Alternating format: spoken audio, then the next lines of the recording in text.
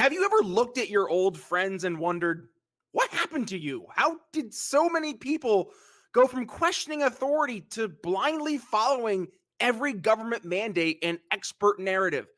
Yeah, let's talk about that. Instead of focusing on winning arguments, we're teaching the basic fundamentals of sales and marketing and how we can use them to win in the world of politics, teaching you how to meet people where they're at on the issues they care about. Welcome to The Brian Nichols Show.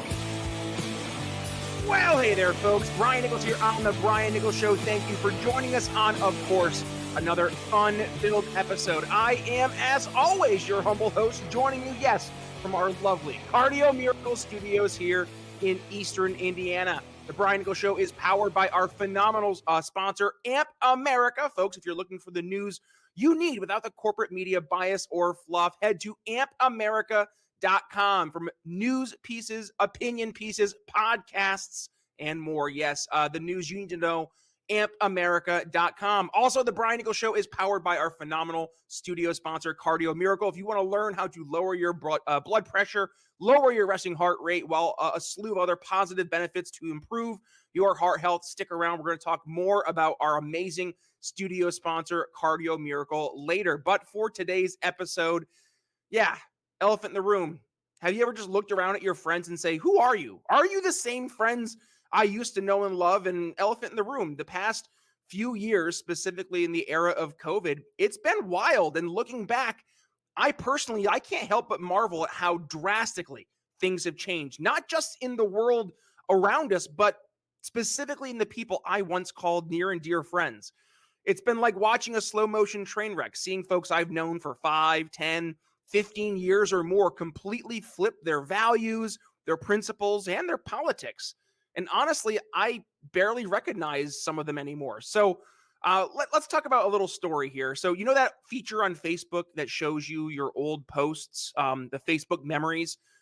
Man, that has been eye-opening to say the least. Because when I scroll through my memories, I see a consistent thread of values and principles running through my posts over the years. And I mean, yeah, sure, I've grown and I've evolved, but the core of who I am, that hasn't changed.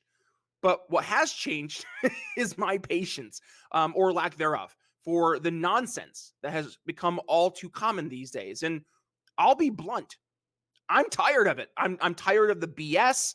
I'm tired of the useful idiots who parrot whatever narrative is being pushed by the establishment without giving it a second thought. Like, if you're going to make an argument, at least put some real thought behind it. Don't just regurgitate the latest talking points from the regime's playbook. I don't have time for that anymore. And it's been disheartening to watch so many people from my old circle, people who used to think like I did, who valued principles and individual liberty. They've completely bought into this government and expert narratives, hook, line, and sinker. And as things have gotten more intense over the past few years, as government overreach has expanded, especially during the COVID era, these folks have seemingly just abandoned these critical thinking skills in favor of blind, comfortable obedience. But don't get me wrong, I've always tried to approach things with a healthy dose of skepticism, but COVID, I mean, that more or less turned me into a full-blown skeptic. These days, I find myself asking why a lot more than I ever did before. It's like there was a switch that was flipped on in my brain, and now I hope, much like where I am, I just can't help but question everything. And in the past, whenever I'd hear about a bad policy proposal, my focus was primarily focused on reacting to that policy. And I would spend my energy explaining why this policy wouldn't work and why a liberty-based or libertarian-based solution made more sense. But now when I hear these half-baked ideas being presented by political opponents or bad faith actors, I don't even bother to explain why their ideas are flawed. As we know, when you're explaining, you're losing. So instead, I find myself skeptically wondering, why are they even bringing up some of these ideas to the table in the first place? Like, what's their thought process? How did they arrive at this solution? Because here's the thing. If you can't address how someone got to their proposed solution at the onset, how can you possibly hope to sell them on a different solution going forward? You're fighting a losing battle if you don't even understand the foundation that they're building on. And this shift in my approach has been both enlightening as well as frustrating, Because on one hand, it's opened my eyes to the deeper issues at play in our political discourse. And on the other hand, it's made me realize just how far gone some people are, including a lot of folks I once considered like-minded friends. And the COVID pandemic was really a turning point for many, myself included. But while it pushed me further into skepticism and a desire for individual liberty, it seemed to have the opposite effect on a lot of other folks. I know you, like me, watched in disbelief as friends who once questioned authority suddenly became its staunchest defenders. People who used to value personal freedom above all else, now clamoring for more government control, more government restrictions, more government mandates. It was like we're watching a mass brainwashing in real time, from the fear-mongering from the media, the constant shifting of goalposts from health officials and experts, the demonization of anyone who dared question the official narrative. It all worked together to create this perfect storm of compliance and groupthink. Hey folks, I want to take a moment to talk about something that has truly changed my life, and that is Cardio Miracle, our incredible studio sponsor. Now, I'll be honest, when I first heard about Cardio Miracle and their claims about improving heart health, I was skeptical. But after using it for just about 2 months, I was absolutely blown away by the results.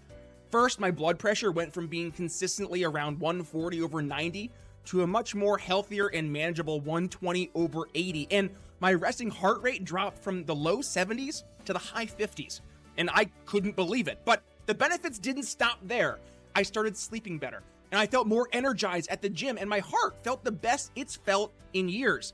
And it's not just me. Hundreds of you, our amazing listeners, have reached out to share your own incredible experiences with Cardio Miracle. So, what is Cardio Miracle, and how does it work? It's a carefully crafted supplement that harnesses the power of nitric oxide to support optimal heart function.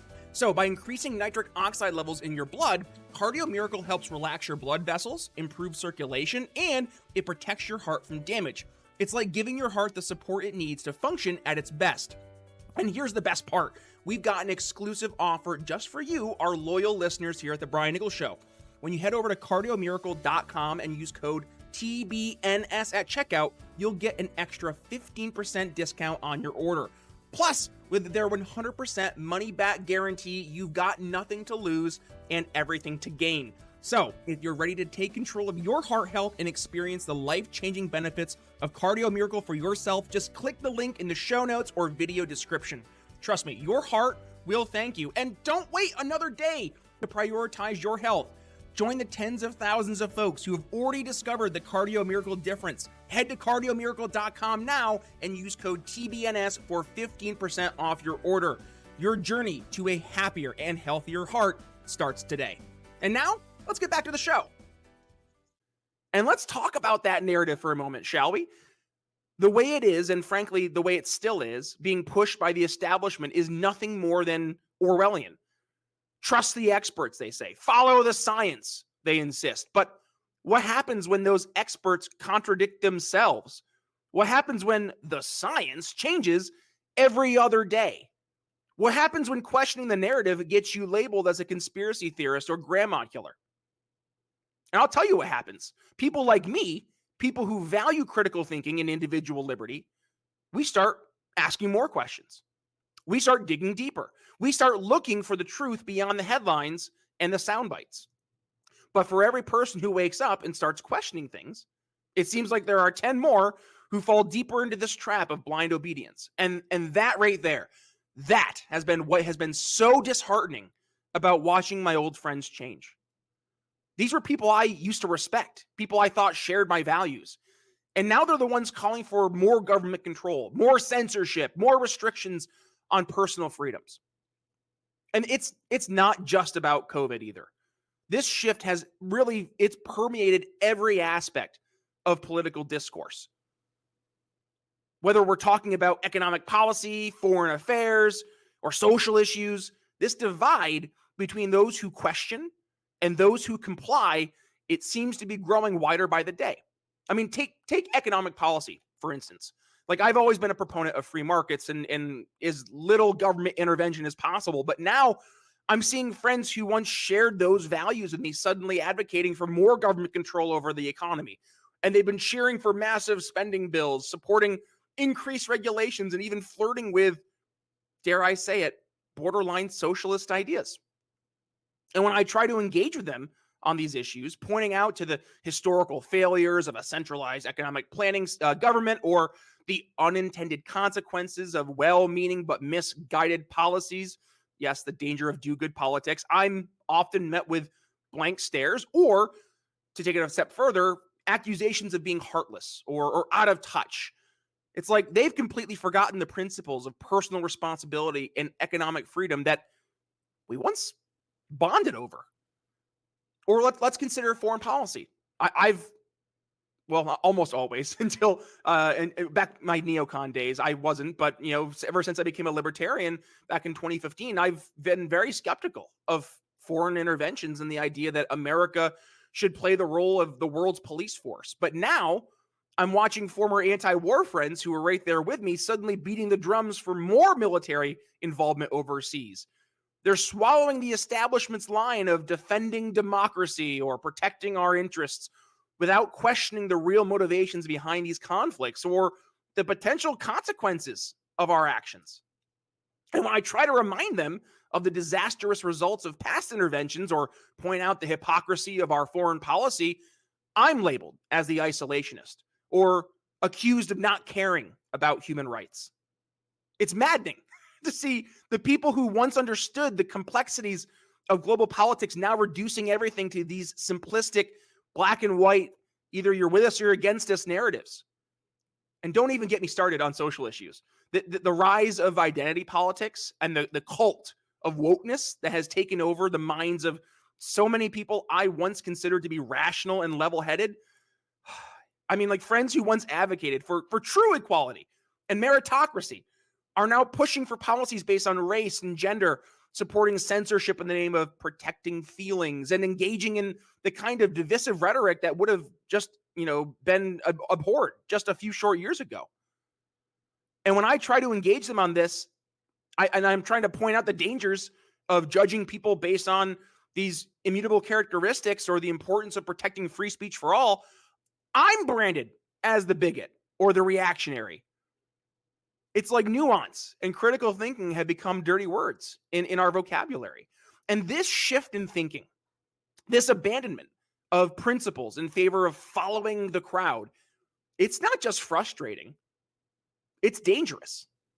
When people stop questioning authority, when they blindly accept whatever narrative is being pushed by the establishment, we lose our best defense against tyranny and oppression. History is full of examples of what happens when people stop thinking for themselves and start blindly following authority. From the rise of totalitarian regimes to the implementation of disastrous economic policies, the consequences of groupthink and blind obedience are historically well documented and often tragic. And that's why I just can't sit back and watch this happen anymore. That's why I continue to speak out, to question, to challenge the prevailing narratives.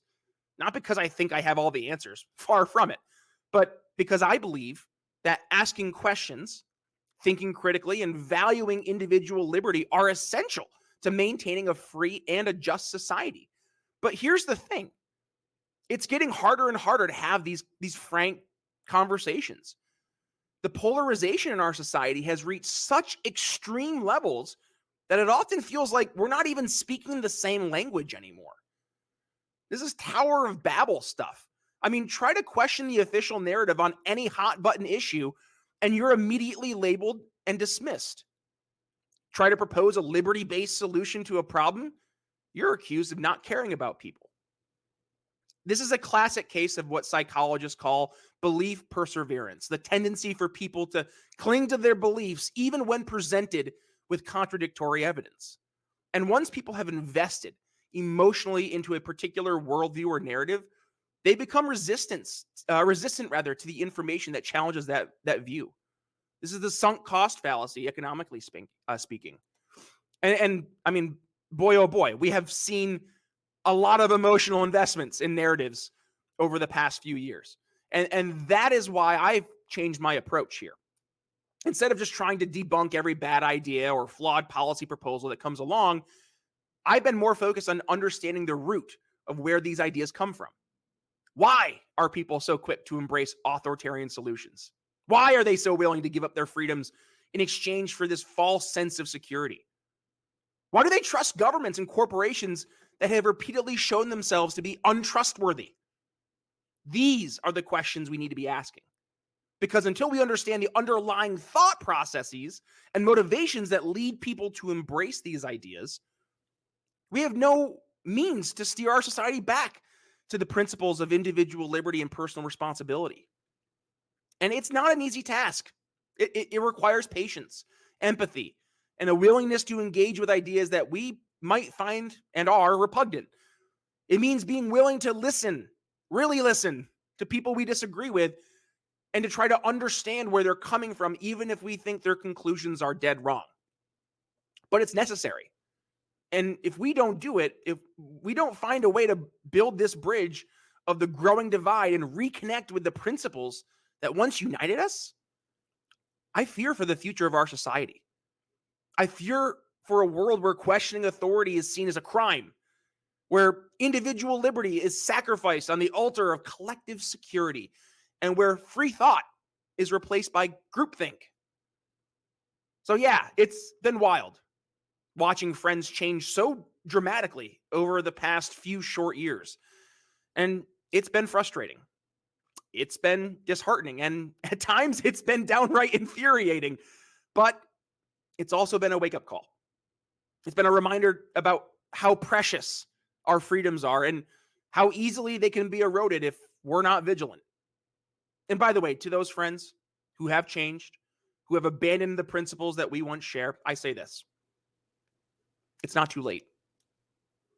The capacity for critical thinking, for questioning authority, for valuing individual liberty, it's still there inside you. I feel like Luke Skywalker talking to Darth Vader.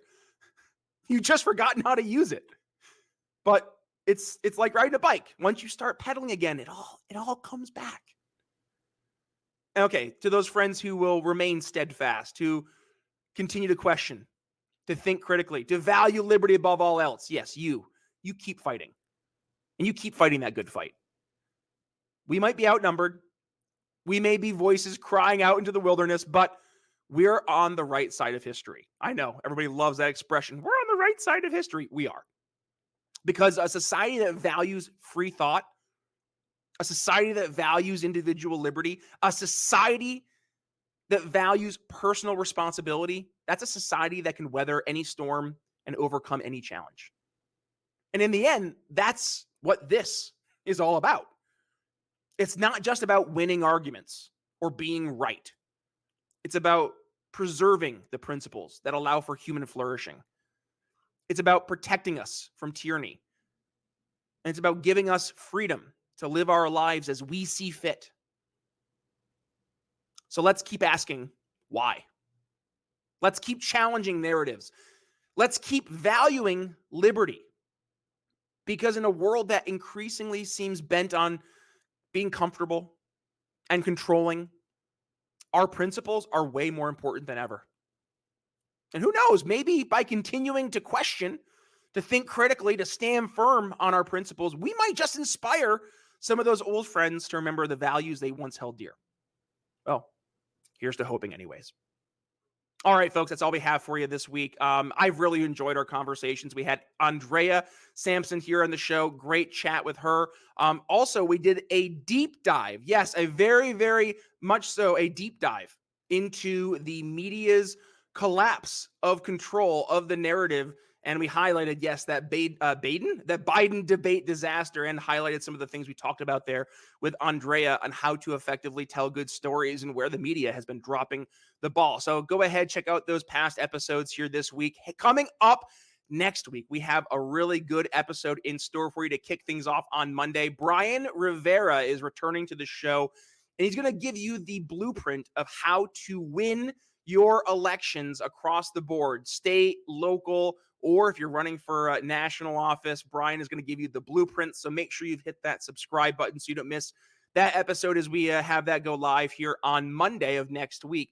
Now, with that being said, if you enjoyed today's episode, please go ahead, give it a share. When you do, tag yours truly at B Nichols Liberty on Twitter, on Facebook, on Instagram, wherever it is you consume your social media content. And as for the Brian Nichols Show itself, video version, you can find us over on your favorite video platform, YouTube, Rumble, and yes, Twitter and Facebook. We are uploading the entire video version of the Brian Nichols Show in its entirety over on those platforms. And for the podcast version of the show, your favorite podcasting apps, Apple Podcasts, Spotify, YouTube Music, I Like Podcast Addict, wherever it is, just do me a favor, hit that subscribe button. And of course, if you're joining us on the video version of the show, hit that like button, hit that subscribe button, and head down below into the comments. We want to hear your thoughts. I want to hear your thoughts. Have you been in a similar situation that yours truly has been in, where friends that you thought you shared values with, now you find yourselves butting heads? I want to hear your stories down below. Let us know your thoughts in the comments. And one final plug, and that is to please support the folks who support us, our amazing sponsors, like our phenomenal sponsors, Amp America, our studio sponsors, Cardio Miracle, plus our amazing other sponsors like Ebel's CBD, Liquid Freedom Energy Tea, and our friends over at Indie Emporium and their Michael Scott 2024 40-day plan shirt. Go ahead and catch all of those over on our homepage and our sponsor pages. Use code TBNS for a special discount or gift applied at checkout. With that being said, yes, make sure you tune in next week for our conversation with Brian Rivera, but otherwise it's Brian Nichols signing off here on the Brian Nichols Show. We'll see you next week. Thanks for listening to the Brian Nichols Show. Find more episodes at briannicholsshow.com.